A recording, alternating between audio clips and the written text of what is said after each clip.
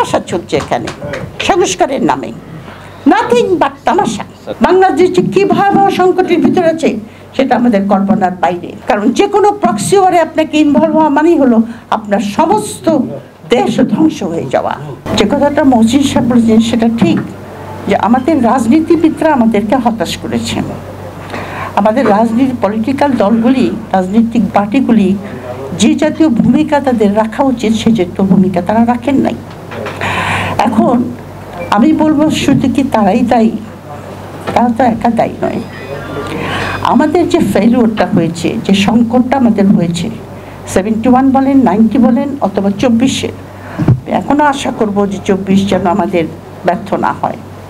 সেটার জন্য কিন্তু আমরা সমষ্টিগতভাবে দায়ী, যেটাকে আমি বলবো কালেকটিভ রেসপন্স। আমরা সবাই। হাসিনা কি একা একা আপনার ফ্যাসিস্ট হয়েছে? একা একা তো হয় নাই। হাসিনার সঙ্গে কারা ছিল? সবাই ছিল, ব্যুরোক্র্যাটরা ছিল। সবচেয়ে দুঃখজনক হলো যে বাংলাদেশের যে ইন্টেলিজেন্সিয়া, যাদেরকে আমরা বলি জাতির বিবেককে জাগ্রত করা, আপনার অন্যায়ের বিরুদ্ধে প্রতিবাদ করা, পাবলিক ওপিনিয়ন তৈরি করা, জনগণকে সংঘবদ্ধ করা, যাদেরকে আমরা সুশীল সমাজ বলি।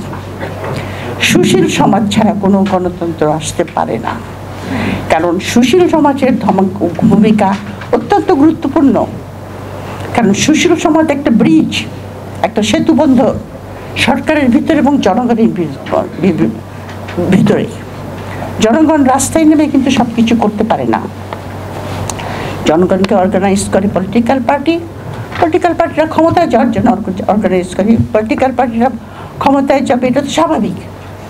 এটা কিন্তু পার্টির প্রধান উদ্দেশ্য। তবে কথা হলো সেই পলিটিক্যাল পার্টিগুলিকে লাইনে রাখতে হলে আপনার সুশীল সমাজের প্রয়োজন। কারণ সুশীল সমাজ জনগণকে সবসময় জাগ্রত রাখবে এবং জনগণ চাপ সৃষ্টি করবে যে আপনারা যা করছেন ভুল করছেন। তো শেখ হাসিনার উপরে কি সেরকম কোনো চাপ ছিল? তাকে তো আপনার দেবীর পর্যায়ে নিয়ে যাওয়া হয়েছিল। সে তো একা একা হয় নাই, কিন্তু সবাই মিলে আমরা তাকে করেছি, আমাদের কোর্ট করেছে। আপনি এই যে সুশীল সমাজ, আমি সুশীল সমাজকে দায়ী করব। আপনি যখন 14 সালের ইলেকশন হলো, যেখানে সে সব সিটগুলি নিয়ে নিল ইলেকশন ছাড়া, তাই না? আপনার কোনো রিট পিটিশন হয়েছিল কি? হয় নাই তো। চ্যালেঞ্জ তো করে নাই কেউ। ইন্ডিয়াতে কিন্তু চ্যালেঞ্জ করতো ইমিডিয়েটলি, এবং এখানে রিট করেও উপায় নেই, কোর্টটা আবার তার পকেটে। আপনি 18 সালের ইলেকশন, 24 সালের ইলেকশন, কেউ কি আপনার রিট করেছেন? 2018 সালে যখন আপনার এই যে 15th অ্যামেন্ডমেন্টটা করলেন উনি 2011-এ, যেখানে আপনার পরিষ্কার লিখে দিল যে একটা পার্লামেন্ট থাকার পরেও আমি ইলেকশন করব। ইউজুয়ালি পার্লামেন্টারি গভর্নমেন্টে ডিসলভ হয়ে যায় হাউস, আপনি সে পার্লামেন্টকে রেখে আর একটা ইলেকশন করবেন। আমরা সবাই চুপ করে বসে রইলাম, একটা লোক একটা টু শব্দ করলো না। সুশীল সমাজ যারা এখন বক্তৃতা দেয়, কাগজে লেখে দেশে কি করতে হবে, তাদের কাছ থেকে আর বক্তৃতা শুনতে ইচ্ছা করে না। সুতরাং রাজনৈতিক দলের একা দোষ দিয়ে লাভ নাই। রাজনৈতিক দল ছাড়া কোনো দেশ চলতে পারে না। রাজনৈতিক দলই আপনার, যদি আপনার ঠিক পথে থাকে এবং জনগণ এবং সুশীল সমাজ যদি তাদেরকে ঠিক পথে রাখে। কারণ একটা কথাই আছে যে power, unchecked power corrupts and absolute power corrupts self. কোনো চেক নাই আপনার। সংবিধানকে যা তা করছে, কিন্তু কোনো কথা কেউ বলছে না। আমরা যতই মিটিং করি না কেন, আমরা বেসিক্যালি আমরা খুব ভীরু জাতি। আমরা কোনো সময় বুক ফুলিয়ে দাঁড়াতে পারি না যে আপনি যেটা করছেন সেটা অন্যায়। আমরা বলি আমরা মুসলমান, ইসলামের প্রধান বাণী হলো to fight against injustice and operation and suppression. যদি সেটাই আমাদের থাকতো তাহলে এরকম এত লোক খুন হতো না, গুম হতো না, এত লোক আপনার জেলে পচতো না, এত আয়নাঘর তৈরি হতো না। আমরা কিন্তু আসলে মুসলমান নয়। নামাজ পড়ি, রোজা করি ঠিকই, কিন্তু চরিত্র গঠন আমাদের হয় নাই। যেটা আমাদের ইসলামের চরিত্র গঠনের কথা বলেছে সেটা কিন্তু আমরা হই নাই। আমাদের চরিত্র গঠন হয় নাই, সব কিছু আমাদের কসমেটিক। এইভাবে এখন এখন যেটা বলছি নির্বাচন বাংলাদেশে প্রয়োজন, অবশ্যই প্রয়োজন। কারণ আপনার গ্রাসরুট ডেমোক্রেসি ছাড়া কোনো দেশের স্টেবিলিটি আসতে পারে না। গ্রাসরুট ডেমোক্রেসি ছাড়া সেই দেশের নিরাপত্তা হুমকির মুখে পড়ে। আজকে যে মানবিক করিডোরের নামে আমরা যে একটা প্রক্সি ওয়ারের ভিতরে ঢুকে যাচ্ছে, এটা কয়জন লোকে জানে? এটা নিয়ে কথা তুলেছি আমি বহুদিন আগে, কিন্তু লোকে বলেছেন আপনি ইমাজিন করছেন।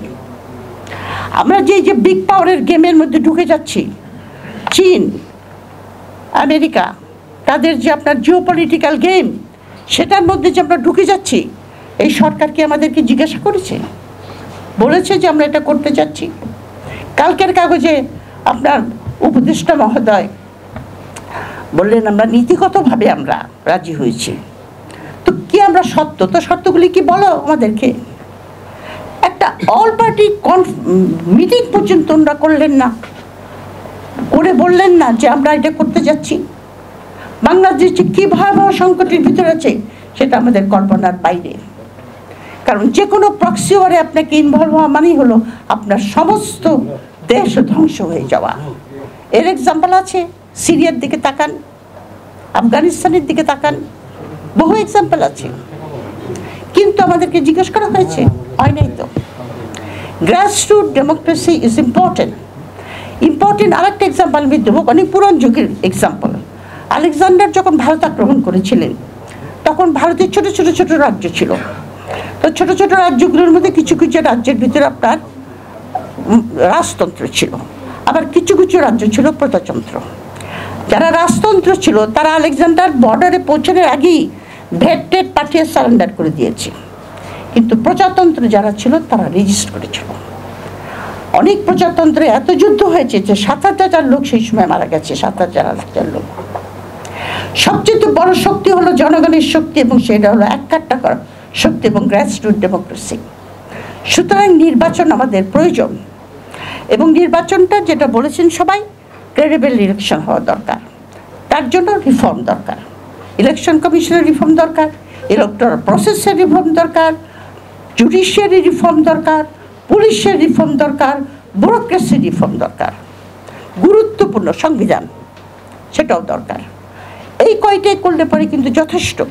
এবং যেটা বলেছেন আমাদের মহসিন সাহেব যে এত সময় লাগার দরকার কি? 9 মাস হয়ে গেছে আপনার সংবিধানের। আমি অবাক হয়ে যাই, দেখলাম আমার কাছে কাগজগুলো অনেক সময় আসে, আপনার কি স্প্রেডশিট, তো এখানে একজন করে চেক দিচ্ছে, অতগুলির মধ্যে এত পর রাজি হয়েছে, মানে মনে হচ্ছে একটা তামাশা, আর কিচ্ছু না। একটা তামাশা চলছে এখানে সংস্কারের নামে, নাথিং বাট তামাশা। আজকে 9 মাসের মধ্যে কোনো একটা নারী বিষয়ক কমিশন যে একটা করেছে, এটা কোনো একটা রিপোর্ট দিয়েছে বলেন তো?